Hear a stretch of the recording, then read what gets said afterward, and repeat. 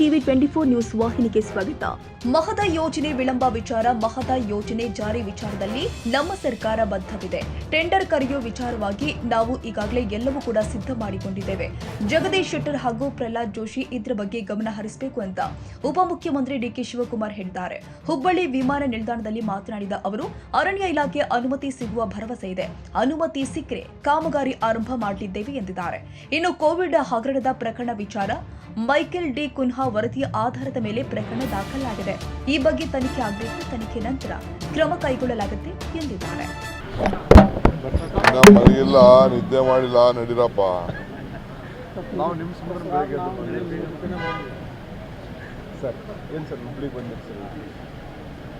ಹುಬ್ಳಿ ಹೊರಟ್ಟಿ ಅವರು ಒಂದು ಪ್ರೋಗ್ರಾಮ್ ಕರೆದಿದ್ದಾರೆ.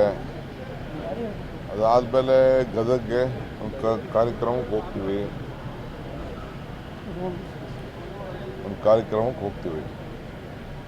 ಇವೆರಡು ಕಾರ್ಯಕ್ರಮ ಇದೆ. ಅದಾದ್ಮೇಲೆ ಬೆಳಗಾವಿ ಹೋಗ್ತೀವಿ. 4 ದಿನ ಇದೆ ಸರ್ ಅಧಿವೇಶನ. ಉತ್ತರ ಕನ್ನಡದ ಯಾವ ವಿಷಯದ ಚರ್ಚೆ? ಬಿಜೆಪಿಯವ್ರಿಗೆ ಯಾವುದು ಇಂಟ್ರೆಸ್ಟ್ ಇಲ್ವಲ್ಲ, ಏನು ಮಾಡೋದು? ಬಿಜೆಪಿಯವ್ರಿಗೆ ಇಂಟ್ರೆಸ್ಟ್ ಇದ್ದಿದ್ದು ನಮಗೆ ಕಲ್ಲು ಹೊಡೆದು ಕೈ ಹೊಡೆದು ಇದು ಆಯಿತು ಅಂತ ಅವ್ರು ಏನೇನೋ ಒಂದು ಅವ್ರಿಗೆ ರಾಜಕಾರಣ ಬಿಟ್ಟರೆ ಬೇರೆ ಯಾವುದು ಇಂಟ್ರೆಸ್ಟ್ ಇಲ್ಲ.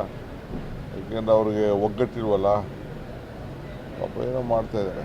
ಪ್ರಮುಖವಾಗಿ ಉತ್ತರ ಕರ್ನಾಟಕದ ನೀರಾವರಿ ಸಮಸ್ಯೆಗಳು ಚರ್ಚೆ ಆಗಬೇಕು ಅಧಿವೇಶನದಲ್ಲಿ ಮಾಡಿ. ನಾನೇ ರೆಡಿ ಇದ್ದೀನಿ. ನೀರಾವರಿ ಮಾಡಲಿ, ಎಲ್ಲ ಮಾಡಲಿ, ಎಲ್ಲದಕ್ಕೂ ರೆಡಿ ಇದ್ದೀನಿ.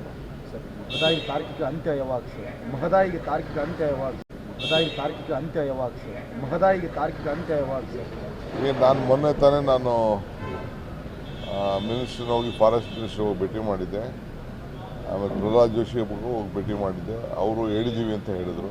ಅವರು ಹೇಳಿದ್ರು ಇವ್ರು ಹೇಳಿದ್ದಾರೆ ಅಂತ ಹೇಳಿದ್ರು. ನಮ್ಗೆ ಯಾವಾಗ ಪರ್ಮಿಷನ್ ಕೊಡ್ತಾರೋ ಎಲ್ಲ ಟೆಂಡರ್ಲ ಕರೆದು ರೆಡಿ ಮಾಡಿ ಇಟ್ಟಿದ್ದೀನಿ. ಕೆಲಸ ಪ್ರಾರಂಭ ಮಾಡ್ತೀನಿ. ಜಗದೀಶ್ ಶೆಟ್ಟರ್ ಮತ್ತು ಪ್ರಹ್ಲಾದ್ ಜೋಶಿ ಇಬ್ಬರು ಜವಾಬ್ದಾರಿ ತೆಗೆದುಕೊಂಡು ಫಸ್ಟು, ಏಕೆಂದರೆ ಸೆಲೆಬ್ರೇಷನ್ ಮಾಡಿದವರು ಅವರು, ನಾವು ಕೆಲಸ ಮಾಡೋರು ನಾವು. ಅವರು ಒಂದು ಸಣ್ಣ ಫಾರೆಸ್ಟ್ ಪರ್ಮಿಷನ್ನು ಸಿಗ್ತದೆ ಅನ್ನೋ ಒಂದು ಕಾನ್ಫಿಡೆನ್ಸ್ ಕಾಣ್ತಾ ಇದೆ. ಸರಿ ವಿಧಾನಸೌಧದಲ್ಲಿ ಕೋವಿಡ್ FIR ಆಗಿದೆ. ಅದರಲ್ಲಿ ಕೂಡ ಯಾರ ಹೆಸರಿಲ್ಲ, ಕೇವಲ ರಾಜಕಾರಣಿಗಳು, ಅಧಿಕಾರಿಗಳಂತ ಮಾತ್ರ ಮೆನ್ಷನ್ ಮಾಡಿರುವಂಥದ್ದು. ಬಿಜೆಪಿ ಮೇಲೆ ತಮ್ಮ ಸರ್ಕಾರ ಗಂಭೀರ ಆರೋಪ ಮಾಡಿದೆ. ನಾವು ಯಾರೋ ಬಿಜೆಪಿಯವ್ರ ಮೇಲೆ ಹೇಳೋವಲ್ರಿ. ಅವ್ರು ಕುನ್ನವ್ರು ರಿಪೋರ್ಟ್ ಕೊಟ್ಟಿದ್ದಾರೆ, ಅದರ ಮೇಲೆ ಅವ್ರು ಕೊಟ್ಟಿದ್ದಾರೆ. ನಾವೇನು ಅದನ್ನು ಮಾಡಬೇಕಾಗಿಲ್ಲ. On the recommendation of some report FIR ಹಾಕಿದ್ದಾರೆ. ನೋಡೋಣ ಅವ್ರೇನೋ ಮಾಡ್ತಾರೆ.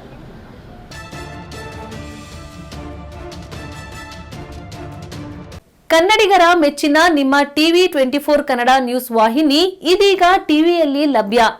ಕರ್ನಾಟಕ ಮತ್ತು ದೇಶ ವಿದೇಶದ 360 ಡಿಗ್ರಿ ಸುದ್ದಿ ಹಾಗೂ ಉತ್ತರ ಕರ್ನಾಟಕ, ಬೆಳಗಾವಿ, ಬಾಗಲಕೋಟೆ, ಧಾರವಾಡ, ಹಾವೇರಿ, ಗದಗ, ಬಿಜಾಪುರ ಜಿಲ್ಲೆಯ ಕ್ಷಣ ಕ್ಷಣದ ವಿವರವನ್ನ ಪಡೆಯುವುದಕ್ಕೆ ಟಿವಿ 24 ಕನ್ನಡ ನ್ಯೂಸ್ ವಾಹಿನಿಯನ್ನ ಲೈಕ್ ಮಾಡಿ, ವಿಡಿಯೋಗಳನ್ನ ಶೇರ್ ಮಾಡಿ, ಕಮೆಂಟ್ ಮಾಡುವ ಮೂಲಕ ನಮ್ಮ ವಾಹಿನಿಗೆ ಸಹಕಾರ ನೀಡಿ ಮತ್ತು ಚಾನೆಲ್ ಅನ್ನ ಸಬ್ಸ್ಕ್ರೈಬ್ ಮಾಡಿ. Thank you.